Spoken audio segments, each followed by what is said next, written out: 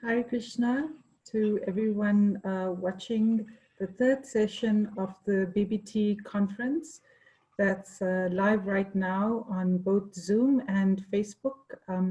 We are very happy to have you at this session, and we're very excited as well to introduce our two guest interviewees, should I say.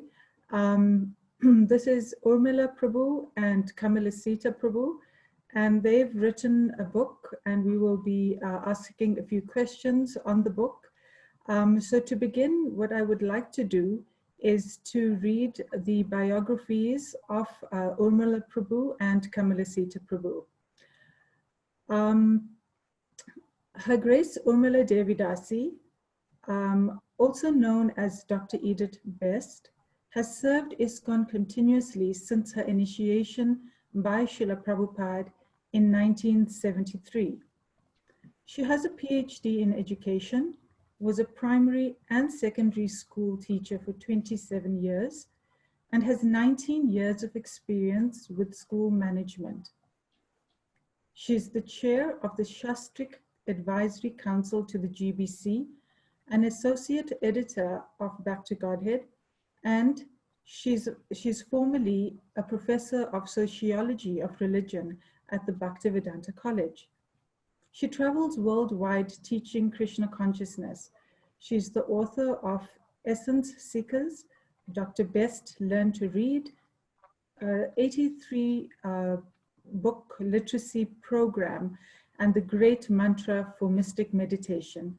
So I really, in one sense, think that a lot of devotees in South Africa already know Urmila Prabhu. She has traveled here. So welcome, Urmila Prabhu. We are very happy to have you here participating in the BBT conference. Joining her today is Kamala Sita Davidasi, and she grew up in small towns in Namibia and South Africa. So she is a South African, and she studied BA languages at the University of Stellenbosch right here in South Africa. She worked shortly as an English teacher before returning to Stellenbosch for her postgraduate studies in 2010. And it was during this time that she was introduced by her brother, Hari Vilas Das, to the world of yoga and devotees. In the following years, she became a member of the Spirituality, Philosophy and Yoga Society in Stellenbosch, and she played a role in bringing festivals such as the Buddha Fest and Gaura Fest to the student masses. She received her first initiation from His Holiness Indradumna Swami on Ram Navami in 2015, and she has a PhD in linguistics, which she got later that same year. She was set to follow a career in linguistics when she married her husband and moved to Germany. And she's living in Germany since 2018 right now. So welcome to you as well, Kamala Sita Prabhu. We are very grateful that you joined us today. Thank you very much. So as I mentioned, we're going to be discussing the book called Krishna Meditations. And my first question is just an introductory one, and that is, could you tell us about Krishna Meditations? Just a point for the audience. The book is not out as yet. It is a book that's going to be published by BBT Africa, and right now the manuscript is available, and I was very fortunate to be able to read through the manuscript in preparation for the interview, and it's a very wonderful book. But I will just ask you as the authors and co-authors, should I say, to introduce the book. It's about how you can find Krishna in the world, how you can look at the sky, the clouds, the trees, your arm, your cup of water, your friend. You can think about things and immediately connect them with Krishna. Yeah. We wanted to make a practical book on meditations because devotees have such a busy life, and it's very difficult sometimes to think of Krishna in everyday situations. So it's like Urmila Prabhu said, it's about being able to look at things that seem mundane, but you can automatically connect it to Krishna. Thank you. So you highlighted in that the fact that it's an attempt to be able to create some absorption in Krishna, towards Krishna. And I was wondering, does that title, Krishna Meditations, is there any special significance to it? Urmila Prabhu, you very concisely described what the book is about. But you could have perhaps called it just meditations or something along those lines. Is there any specific reason that you wanted to call it Krishna Meditations? Well, because it's meditations on Krishna. That's the simplest answer. I mean, meditation has become a very popular thing in the world today, but this is how we can take being in the present, being in our environment, and have it be about the person Krishna. Thank you. Kamala Sita, Prabhu? Yeah, it's yeah, because the main thing that we want people to think about is Krishna. So it's how do you meditate about Krishna? It's not, and that's why also we have, everything is centered around Krishna. So his name should be in the title. Okay, thank you. So what's interesting about the book is that it's co-authored, sometimes we might find that there's one author in a book, but here we have two authors.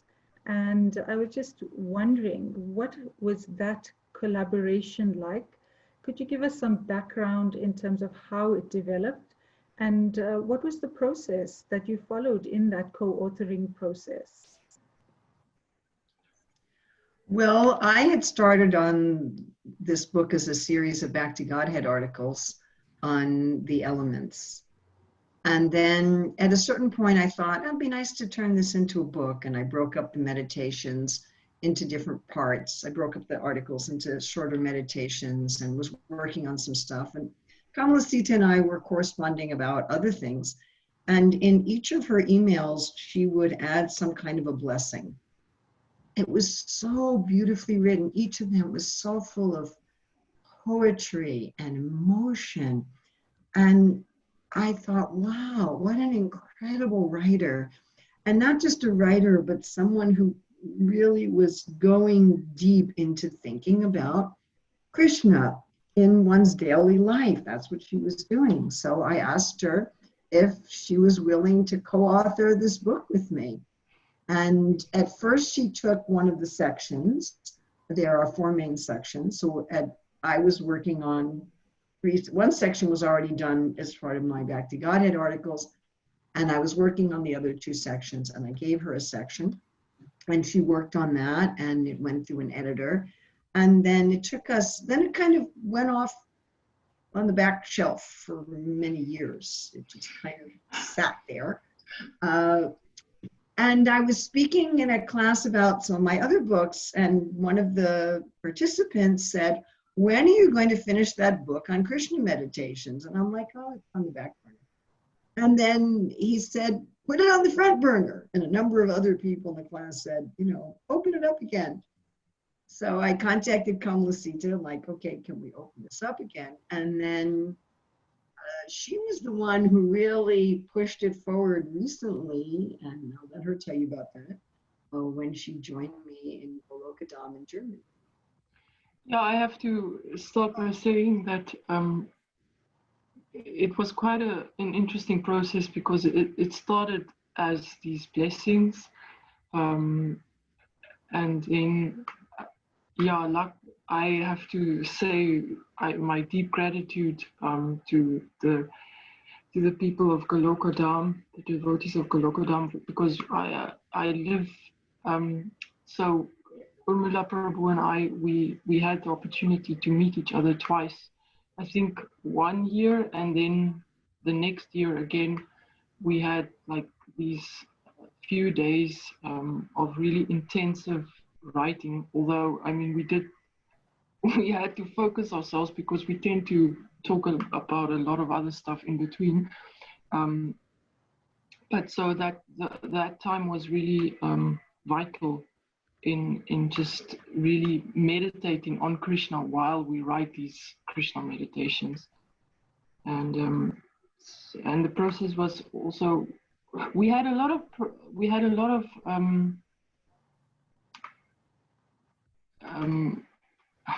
I can think of only the German words now. We had a lot of exchange. We swapped out a lot of ideas, and we helped. We kind of used each other as a sounding board for what we were thinking and what we were writing. So it's a process that's many layered, I would say.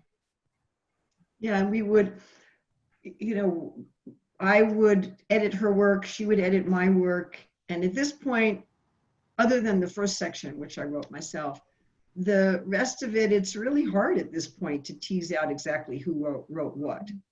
Yeah, I don't remember. I didn't keep track. I lost count. Right. And then at the end, we were working on WhatsApp to finish things and to edit things. And, you know, okay, I changed this one, take a look. Oh, I don't like this. I don't, and we'd go back. I had a lot of fun.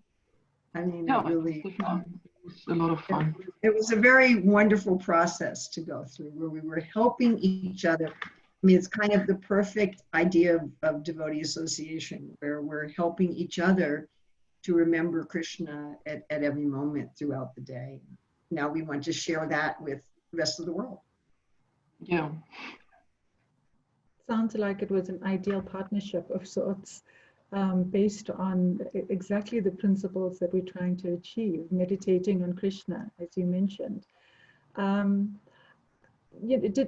was going to ask the question, did each of you come up with certain concepts or themes or meditations, and how did that work? But you sort of answered it in the process, but I'll just put it out there. Was there, you know, a sort of delineation in terms of this is the work that I'm going to do, or was it really just like collecting all of these themes? You also mentioned that there were 4 sections. The one on elements, the one on Krishna's qualities, the one on the universal form, and the one on Bhagavad Gita. Bhagavad Gita. So those are the 4. So was it not that each of you worked on one specific section, or was it that you worked on the meditations within each of those sections? Well, first I wrote the element section, so that I did myself for the Back to Godhead articles that then I broke into pieces. And Kamala Sita first did all the 64 qualities ones herself. Mm. Then with the others from the Bhagavad Gita and the universal form, we each did some of them initially. But then we went through all of those together. So, you know, no matter who wrote one initially, the other person also gave feedback on it and changed it, so that at the end, it really ended up to be a very collaborative effort. Yeah. At the beginning, I mean, you already did the skeletal work in terms of you already, Urmila Prabhu already had the vision of what we were going to use, and I just kind of jumped on the boat in the middle somewhere, and. Yeah, so, but it's also interesting, this whole process, we each wrote a section, and then we wrote sections together, but that second process that we went through everything, okay, everything is done now, but then we went through it again, and a lot of the things changed. We had some really serious rewrites, because I think life also just happens in between, so you get new perspectives and stuff like that. I think there's some. No, it's okay. Yeah. was just the phone ringing in the background. It seems like we may have a slight problem with the connection, Kamala Sita, but I'm sure it'll come back.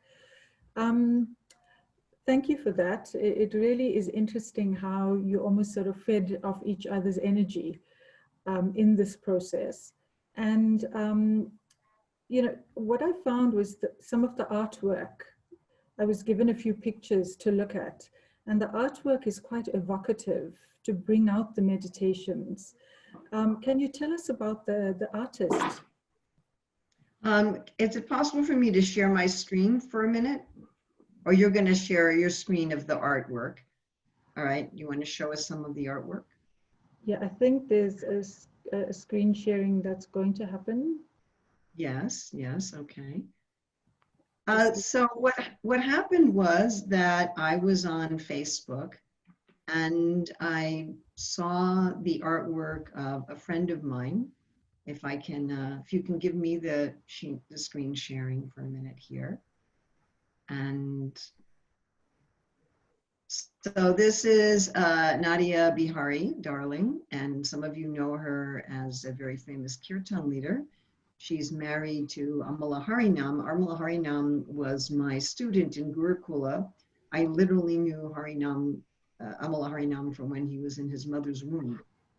And Nadia Bihari just started illustrating the verses from the Bhagavad Gita, the I am the taste of water, I am the light of the sun. She was illustrating these verses herself, and she was posting them on Facebook. And so I thought, wow, here's somebody who's already making illustrations for what we want to do. And so I contacted her and I said, you know, would you be interested in illustrating our book? And she was really excited about it. She says, you know, I've never done anything like that before. I've just done art for myself. And I've worked with illustrators before, worked with artists before, but this was a unique experience because in the past, what I would do is I would decide what they were going to illustrate. I would say, I want you to illustrate this thing, and I would paint a picture in words for them, give them that, then they would do a sketch. They would send me the sketch for approval. I would make changes. Then they send me another sketch. Then we go forward. Then they would send me the finished product. And I might even ask for changes with that. In this case, I told Nadia Bihari, you just do what you want. Just do whatever inspires you. Just do what you want. She never showed me much of a sketch. It's a few things, but that was it. Like, you know, is this okay? And then she ran with it. I didn't have enough of a budget. The artwork was paid for by donations that people have made to me over the years. So I didn't have enough of a budget for every single meditation to have a separate illustration. But I just said, okay, here's the budget I have, and do as many as you can within that budget. So it was really interesting experience because her contributions to the book were really totally, absolutely from her. It's almost like she was a third co-author in that she brought her own inspiration and her own insight. And what's further interesting, there's another book I'm working on with another co-author, Rukmini Davidasi, aka Dr. Ruchira Datta, on the Varnas. This is a book that we're going to self-publish. And one of the things we explored is that Goddess Saraswati is the goddess of both learning and art. And so at the level of fine art, some people who are fine artists are in the realm of artistry. They're what we would call in Sanskrit sutras. But some people who do fine art are in the realm of ideas, what we would call in Sanskrit brahmanas. And it's quite different. When fine artists are in the realm of artistry, their art is primarily to communicate beauty. But when someone who's in the realm of ideas creates art, their motivation is to communicate absolute truth. And to work with someone who was doing art, you know, we think of a Brahmana as preaching mainly with words, perhaps. But a Brahmana could also teach through mathematics or through art or through dance or through music. Therefore, we have Saraswati as the goddess of each. So Nadia Bihari is definitely a Brahmana who uses, of course, kirtan and also art to communicate. So it was a completely different experience as an organizer of a book to deal with an author who had the more, shall we say, independent-minded, truth-based mood in art. And it was just really, really a joy. It was a wonderful experience. And I felt very happy to be supporting a second generation devotee, you know, Gurukuli, in their artwork and their contribution. And her husband told me recently that she was so excited. She said, "Wow, I'm now a commissioned artist." And I said, well, pretty soon she can have a celebration that I'm now a published artist. And I hope that she goes on and does many, many more wonderful, wonderful things with her art. We should also say that she did this artwork while taking care of a 2-year-old and while going through a situation where there was a pipe burst in her house and her whole house got flooded, and while traveling all over the world to do kirtan. So it's quite astonishing. That's quite a wonderful story. Thank you for also putting the picture up to show us, you know, what who it was. We actually didn't know, so that adds to, you know, the wonderful nature of understanding who it is, because she also puts her heart into kirtan. So it's a beautiful story. So, you know, right now for the audience, it might be quite theoretical. You haven't really, you know, seen the book. You're just hearing about how it was co-authored, etc. So I'm going to start by explaining the various meditations that are categorized into these different sections. And I'm going to provide one that I found really interesting. So the meditation goes like this. When swimming in a pool or in an ocean or in the ocean, we can experience the softness or liquidity of water. One of Krishna's qualities is his softness. You know, that one, I mean, every time I look at our pool at home now, I think of that, you know, the softness of Krishna. And I mean, I've never really read any book that described water in that way. You know, in the Bhagavad Gita, we know he's the taste of water, but just in the feel of water, that's quite amazing. Could you elaborate on how these meditations were developed, especially these practical ones? I mean, I imagine you swimming in a pool and or something like that. That's exactly what happened. My god sister Kalangana in London, who's passed away, invited me to go swimming in London. And I said, I don't have a bathing suit, a bathing costume, they call it there. And so she arranged for someone to lend me one, and she took me to a pool. So as I'm swimming in the pool, being a complete Hare Krishna fanatic, I thought, well, I don't want to just be here for my sense enjoyment. I should remember Krishna. So I'm swimming.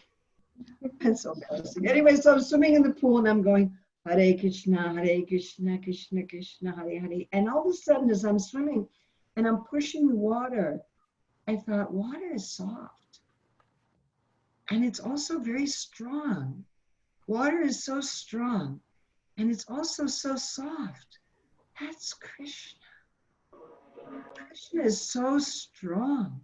He's killing these demons, but he's also so soft and delicate. And I was just overwhelmed that how swimming could connect me with Krishna's personal form. So when I went back to the temple, I started writing. And I wrote down this realization of how Krishna is soft and strong, just like water, and how water reminded me. And then I wrote this whole article for Back to Godhead called Water. And I started meditating on all the qualities of water. Well, water gets us clean. Well, Krishna is also purifying. He gets us clean. The water refreshes us. Krishna is refreshing. I just started meditating on all the different qualities of water and how they were also Krishna's qualities. And then Krishna's pastimes in the water, his pastimes on Kaliya, his pastimes as Matsya Avatar. And from there I said, well, what about the other elements? What about earth? What about air? And I started, looking around me and feeling, and okay, I'm in the air. Wow, air is really subtle. Krishna is really subtle. Air is pressing on my skin, but I lose awareness of it. Krishna is around me, but I lose awareness of it. So I started changing. Wherever I go, I'd start thinking like that. How can, a lot of people in meditation talk about that, about being really fully present where you are, right? Mindfulness and being present. But I thought it's not just present to, oh, I see the trees, I see the light, I feel the temperature, but how is that Krishna? And then it was some years later before I thought about then going from there to all the Bhagavad Gita where Krishna says I am, and the universal form and the 64 qualities. And a lot of that came from discussions with Kamala Sita about how to expand it. Yeah, from my side, whenever I wrote a meditation, and I didn't go through it like from beginning to end. I just sort of scrolled through the list, and some meditation or some heading would pop up, and they would something would spark a memory, and it's usually something that happened to me either just recently, or I drew a lot of my experience, or a lot of what I wrote, I drew from what I have experienced or what I've gone through. And then it was just a process of rewriting it in such a way that it would be applicable, or it could be applicable to everyone, or that everybody could resonate with it. But yeah, it's like you walk and then you think, you see the sunset, or it's usually like I've always been a lot inspired by nature and how beautiful it is. And since I came to Krishna consciousness or started the journey, it's a wonderful thing to know that you can connect something that's already dear to you, but then you know where it comes from, because yeah, Krishna is Krishna is the best artist. So, and he gives us so much to experience: air and water and everything. Everything in life can be turned into meditation if you have that mindset. So Krishna helped me, not always with pleasant experiences, but he always gave me some experiences which I could use in my writing. Thank you for that. I think that's such a lovely story, Urmila Prabhu, about you swimming and having to want to transform that activity into something that can connect you with Krishna. And I mean, it's such a wonderful thing that you did and how you connected it. So it sounds like the book is very much a personal absorption, and you sharing that personal absorption with the readers. And it's very appealing. I must mention that, you know, the quotes or the meditations that I talk about are mostly from one section of the book, which is the elements section. I thought we could leave a little for the readers to look forward to in the other sections, you know, the Bhagavad Gita and the universal form, because they are all really very amazing meditations. But you've already touched on the next point that I wanted to make, Urmila Prabhu, because the meditations are done in a way where, you know, they are sort of almost multiple and multilateral. So you look at it from different angles. And I had picked on the one about heat. You know, you talk about heat as something that sustains us. And then you talk about the destructive power of heat. And then it's the heat of digestion. And then you even bring in cooking, which is quite applicable to a lot of us because that's something we have to do every day. But I was just wondering then, how did you build those multiple meditations? Well, I just have, okay, I'm going to think about heat.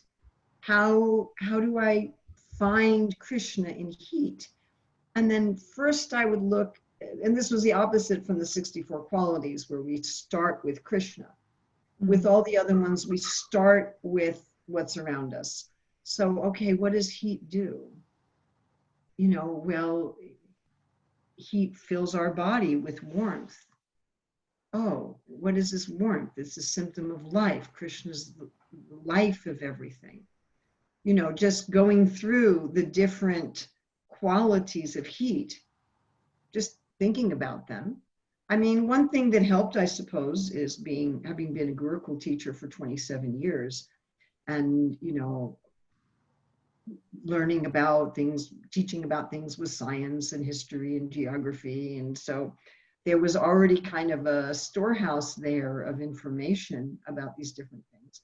And then I could just, okay, well, what does heat do? When you're cooking, heat's exciting the molecules and they're jumping around and, you know, the steam comes out of the pot. And Krishna's like that, you know, when we're with him, he's when we're chanting his name, when we're seeing the devi, we become enlivened and we start jumping around and we start dancing, you know, and it was a relationship like that. With the 64 qualities, it was different. So with the elements, with the Gita, with the universal form, we started from the sky, or we started from heat, or we started from the clouds. With the 64 qualities, which Kamala Sita can talk more about, we started from Krishna's qualities and then went from there to the world.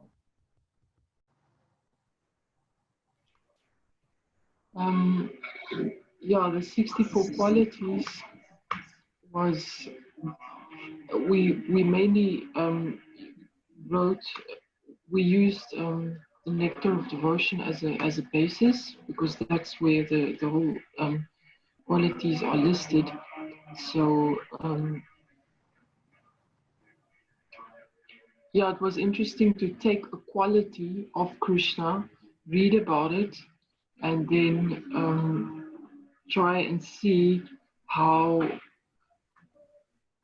you can find that quality all over in everybody, because everybody has Krishna.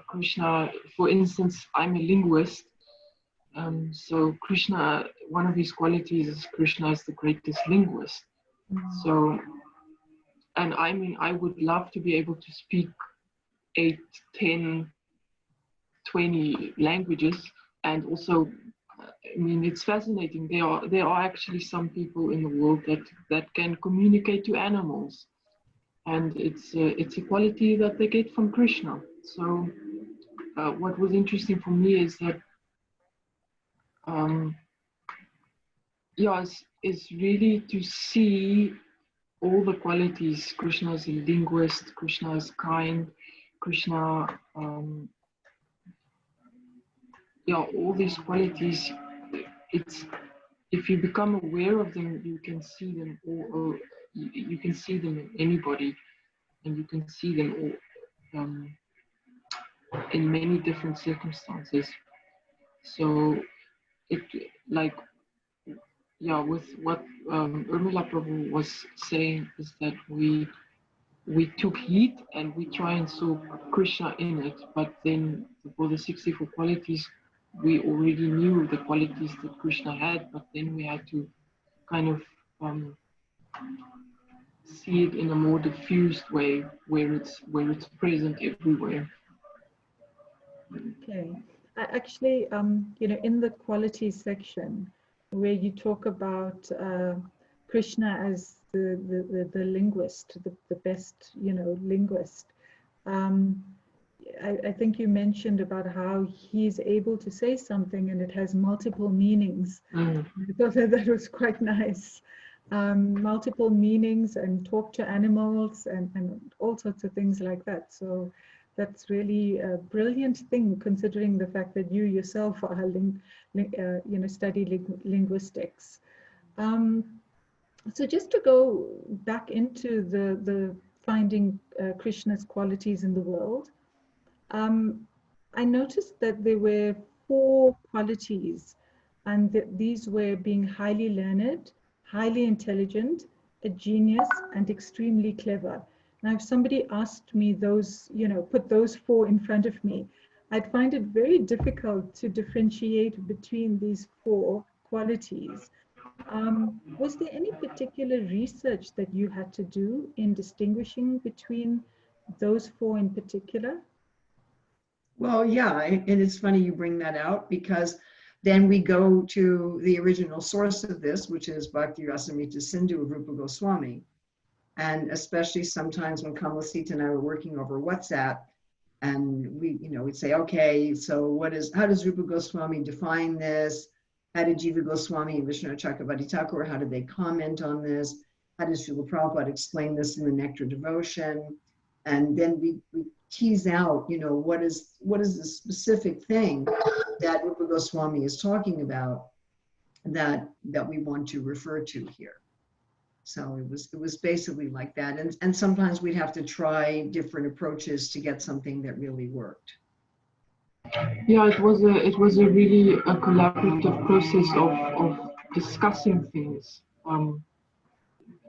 Because on the first, like when I first read it, I'm like, okay, these are all synonyms, they all mean the same, but actually not. And that was one of the wonderful things for me, is to see how multi-layered Krishna actually is, and that all 4 those things are different.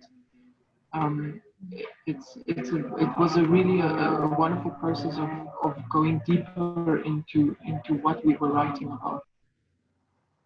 Thank you for that. Just another question is, just generally, there are many books that promote meditation, both in the secular and non-secular world. And I was just wondering, what is unique about Krishna Meditations? I know in the beginning you did mention that the whole point is to focus, on Krishna. But is there anything different about the book that you wrote in terms of those meditations? Well, I don't think anybody else has done anything like what we've produced. I just don't think there's anything close to it. I mean, there are people that write about, as we say, mindfulness and present moment awareness, which has something in common with what we've done. So in mindfulness and present moment awareness, you become aware of the temperature on your skin, the light around you, with each of your senses, you become aware of your environment, and you become very present to that moment in time. But we're taking that much further. Okay, you become present, and how is Krishna in that moment? There's, as far as I'm aware, no one else has done a book of a personal meditation on the divine. Even if someone wants to talk about how you can find God in the wind and you can find God in the sun, it's usually going to be something impersonal. And we're presenting something very, very personal about Bhagavan Sri Krishna. So I don't know of anyone in the outside of the Vaishnava group who's done this, and I don't know of any other Vaishnava who's done this. I mean, it's interesting because I think, especially since starting on this journey, I've ended up really noticing the many, many places where Srila Prabhupada talks about doing exactly this, where he talks about always being conscious of Krishna by having the elements of our environment spark that remembrance. And of course, it's a very large part of the Bhagavad Gita and the Srimad Bhagavatam.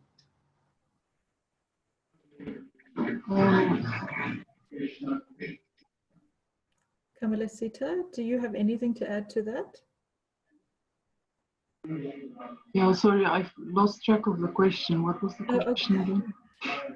I was just saying that there are many books that provide. Oh yes, okay. No, what like it's like Urmila Prabhu said. This is a very very focused book that meditates on Krishna, and it's a lot of other books the topic is sort of broad and you can slot it into many different sections, but this is about Krishna, and not only just about Krishna, but how you can see Krishna in everyday life. I don't think that there is a book like that already, or at least not that I have read. So it is special because I get a lot of questions about, I mean, how, like I ask myself that all the time is how do I see Krishna and in everyday life, and in all the classes that I've been for Bhagavatam or Bhagavad Gita classes, a lot of the times people ask, yeah, okay, so I work, I have my day, I have my kids, I have my life, but yeah, it's difficult to see Krishna everywhere. So this book is in an attempt to answer that question, and it's a broad overview of where, because we took the Bhagavatam, we took Bhagavad Gita, and we took Nectar of Devotion. It's all these broader, yeah. We tried to condense everything into one book, so it's very specific. Okay, thank you for that. I like the point that it's about how do I see Krishna in my everyday life? Because, you know, for myself, I mean, I also work, I have to go out there, and it can be quite challenging at times to remember Krishna in certain circumstances. But with books like this, you know, guiding us, helping us along, I think it can really create what Urmila Prabhu talked about, taking it a step further and not just being mindful in the moment, you know, trying to take that mindfulness and connect that mindfulness with Krishna. So thank you for that. I wanted to now share my favorite meditation in the book. Should I say one of my favorite meditations, because there were quite a few. And this one's also from the section about elements, and it's regarding space. So I will read out that meditation. The meditation goes as follows. When we notice space, it generally evokes positive, expansive emotions. We feel relief and satisfaction when there is room in a closet, drawer, or suitcase for the object we desire to keep. Similarly, our hearts become freed from the clutter of material desires and ambitions. We free up space in our consciousness for our most valuable purpose, which is to revive our relationship with Krishna. This experience brings us immense relief and satisfaction. I thought the way that you described space and the way we open up our consciousness and make space for Krishna, that was really beautiful for me. So I was wondering whether you have any favorite sections or meditations that you could share with us or read out to the audience. Well, I have many, but I'll pick one here. So this is from the Universal Form section, that the Bhagavatam says, beneath the garments of the Lord who acts wonderfully is the evening twilight. So then here's our meditation. As day turns into night and we conclude our activities in that cycle, we chant our Gayatri mantras reflecting on the sun. We remember all the wonderful activities we were able to do during the day by the grace of Krishna, who is our ability, our intelligence, and our memory. The evening twilight is soft and soothing, gently and slowly going from light into darkness. Gradually, everything becomes hidden. The sun is there under the twilight, but we can't see it. As underneath the garments of an ordinary person, the body is hidden. Under the Lord's garments is his beautiful, shining, and attractive form glowing like the sun. The Lord here is called Urukrama, meaning someone who performs glorious or amazing actions.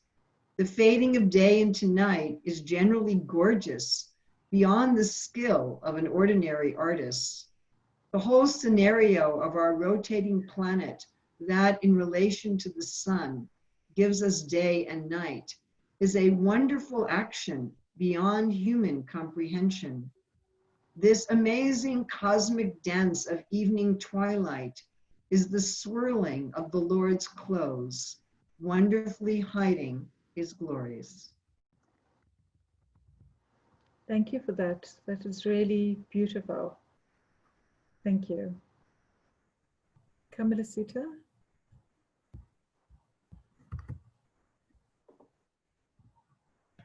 My favorite one is Of Secret Things I Am the Silence. Keeping things truly confidential often challenges people. We may think we can break silence to share with just that one very trusted person, but soon the secret becomes public knowledge. Instead, we find Krishna when we are truly and deeply silent about confidences. The greatest confidential information is about our personal relationship with the Lord. Private and sacred, it is the safe in which our inner silence that we share only with Krishna himself.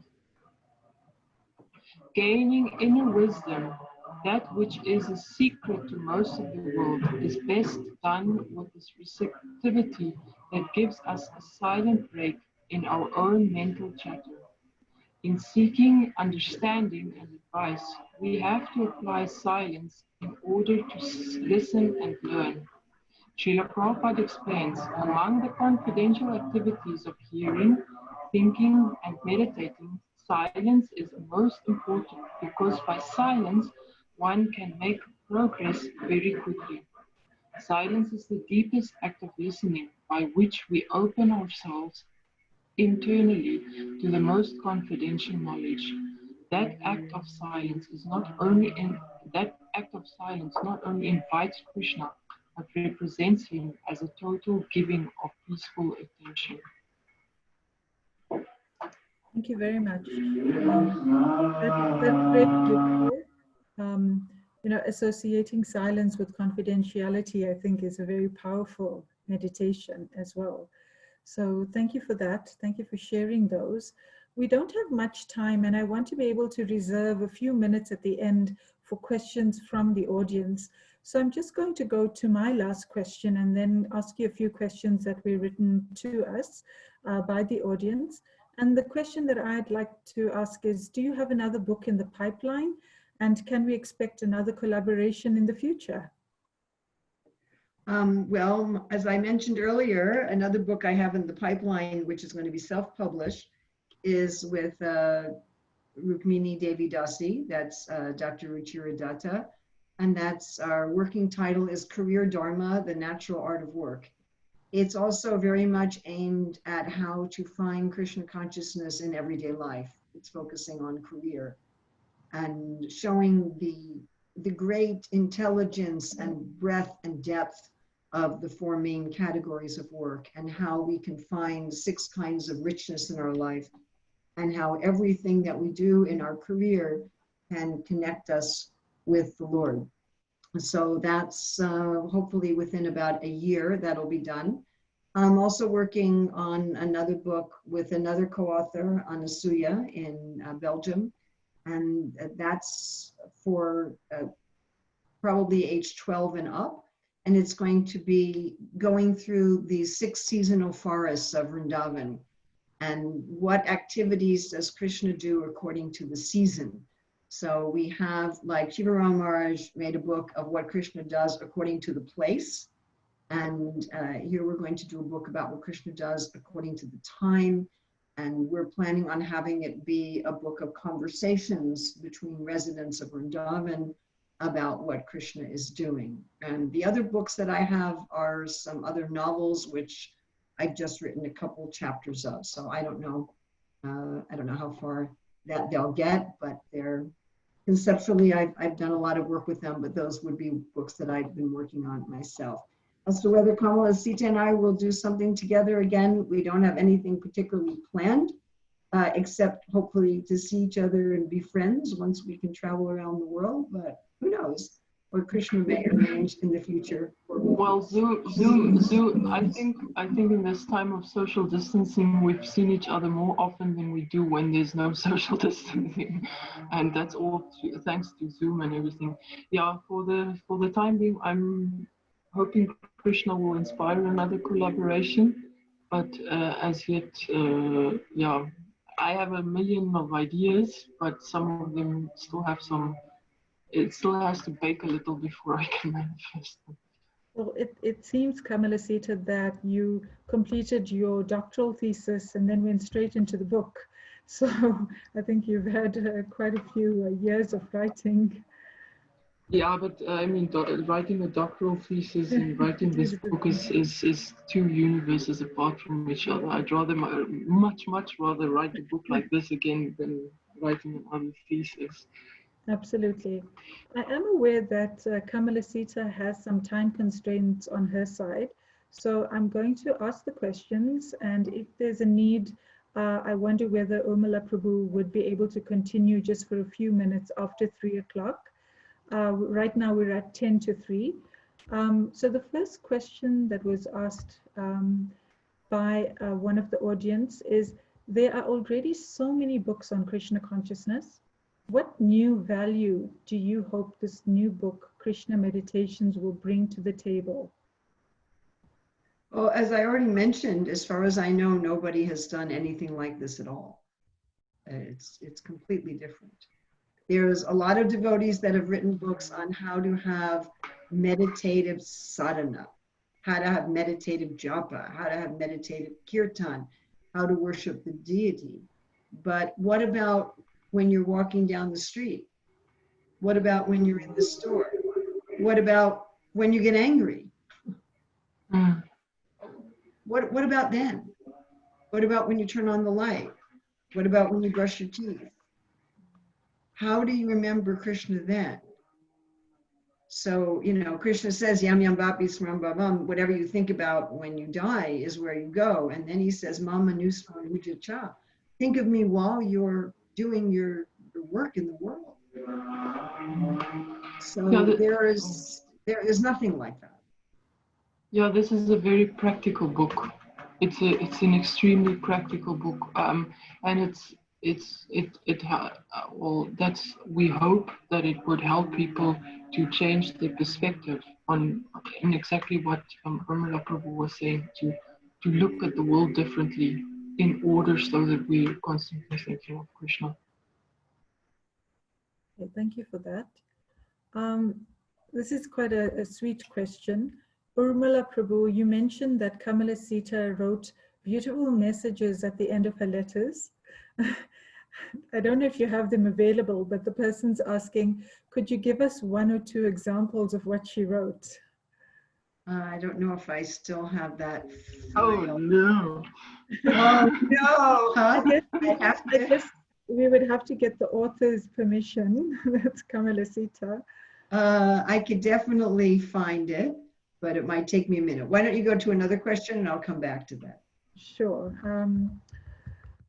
Hare Krishna. I think we've more or less addressed this one. It was about, would you be able to share an example of one of the meditations? So I think we've been through that one.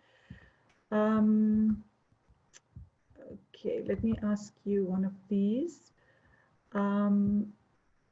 Perhaps Kamala Sita, you can let us know how writing Krishna Meditations, from the point at which you started to the point at when you finished, did you experience, what type of transformation did you experience, and specifically in terms of your practice of bhakti? I mean, it's a very intensive way of reading, because I'm currently also doing some translation work, and whenever we work with the Shastra and we have to work not only on a theoretical way but in such a creative way, it does definitely change it changed my perspective, because I had to, because I can't write something that I don't do myself. So I had to do what I hope others would do, and that is looking at the world differently and seeing Krishna everywhere. So it helps me it helped me definitely to be more aware of him. And also because this was such a long process, it took many years to write it. And also specifically those two times where we worked together, it definitely helped me to realize that the value of devotee association, and you can't do something like this alone. Or, I mean, you can, but it's much better if you do it together. So this was really such a. So I found the list of blessings, and looking at these, I'm thinking, Kamala Sita, you should really write a book. You should produce a book of these blessings, and how lovely it would be to have it illustrated. It was like, whoa, I'm just reading these and thinking how lovely to have this illustrated. So may your ears hear the notes of the flute song, and may your heart listen to its message. May the Lord's love be your shelter today and always. I pray that your heart may bloom in Krishna's moonlight. May Sri Radha and Krishna shower mercy on you like the monsoon and keep you grounded like the mountain. May your love for them be deep as the ocean and your enthusiasm as constant as the rising sun. May you be blessed with rock-solid inner control and oceans of enthusiasm and compassion. May your travels be safely conducted within Sri Radha and Krishna's mercy, and may their love and blessings be a light on your way. May the river of life only carry you to more mercy and love for Sri Radha and Krishna. May the rays of the sun warm your heart, and may the Lord's light guide your way. May Sri Radha and Krishna bless you with blossoms of their love today. May the Lord plant in your heart the seed of everlasting love and humility, and may it grow like a beanstalk that takes you back to him.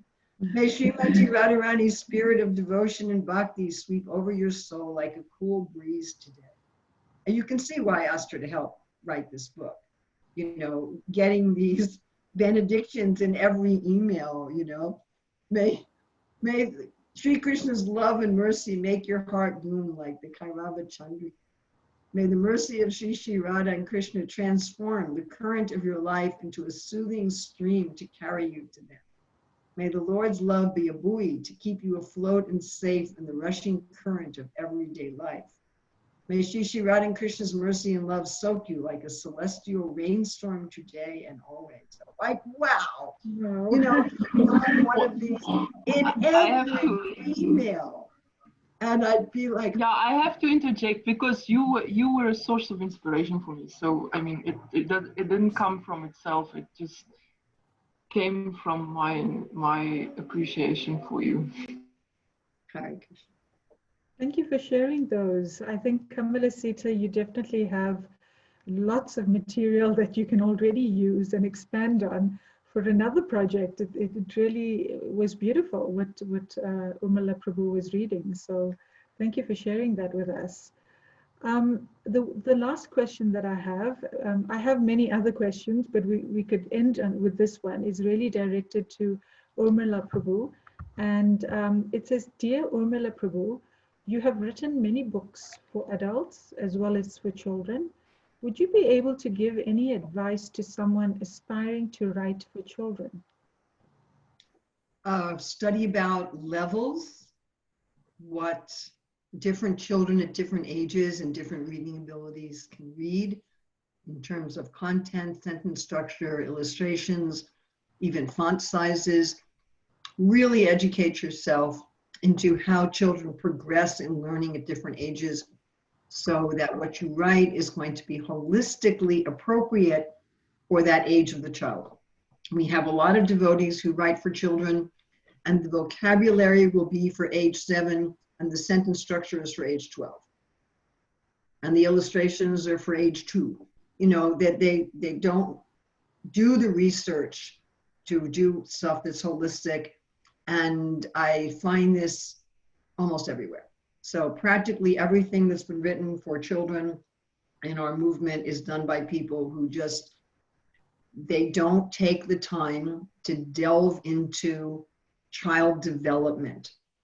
And if you're going to write something that has an educational branch to your writing, then study something about pedagogy. What is the best way to teach something? Because we see this also. People write books for children that have some learning exercises, and you can immediately tell, wow, they don't have a clue as to how children learn.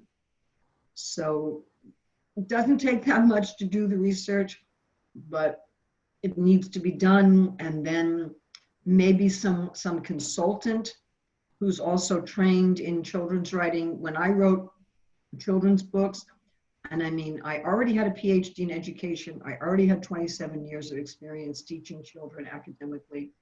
And I still went and got training from the Institute of Education in London, which was funded, thank you, by Sita Prabhu in London. And then when I was working in New Zealand, this one devotee, Dwarka Puri, who was a reading specialist, put me in touch with Beverly from Nelson Thorne's PM Publishing. She had produced 800 children's books. And I went and showed her my first drafts, and she just said, this is rubbish. This is just useful. It's horrible. Don't use it. She said, you have to do this and this and this. You have to have the children have to be the hero. It's got to have a clear beginning, middle, and end. She gave me so much good advice and feedback and materials. So work with experts, no matter how smart you are, no matter how experienced you are. Have experts who can give you feedback. After we spent months and months and months writing the book with Beverly Randall's insight and the training from the Institute and a lot of technical books that I was referencing, then we sent the books back electronically to the Institute of Education in a rough laid out form. And then we got feedback on that from these world experts in the Institute of Education. And they said, the last 2/3 of your books are great. The first third, they're not right. You know, there's this problem, that problem. And I realized that I had made a mistake in my foundational skeleton that I had to go back and fix. So writing books for children that really work, it requires some technical knowledge. It's not just something that you're going to throw together and it will be the kind of thing that you'll be happy with. That one of the 26 qualities of a devotee is daksha, to be expert. And we're supposed to gain expertise in our craft, whether it's Arjuna shooting his arrows, or whether it's cooking in the kitchen, or whether it's writing, to take the time and the effort to become expert. Thank you so much. Thank you so much. We've reached the end of the session, and I know that Kamala Sita Prabhu does have time constraints. So I just want to say how much I've enjoyed interviewing both of you. Actually, I wasn't sure how a co-authored type of interview would go, but you know, you both really accentuate each other. I think that really gives us a glimpse into how wonderful your working relationship would have been. You used the word fun, and I can sort of understand how it would have been fun. So thank you so much for participating in this conference. The book, for those of you who are interested, will be published by the BBT, and it will likely be out by the end of the year. You know, in all probability, it will be. And yeah, you can get your copy through the BBT Africa. So thank you very much. We are going to end the session, and the next session for the audience who would like to join us is going to start at 4 o'clock. So thank you very much, and Hare Krishna. Very much. Hare Krishna. Hare Krishna.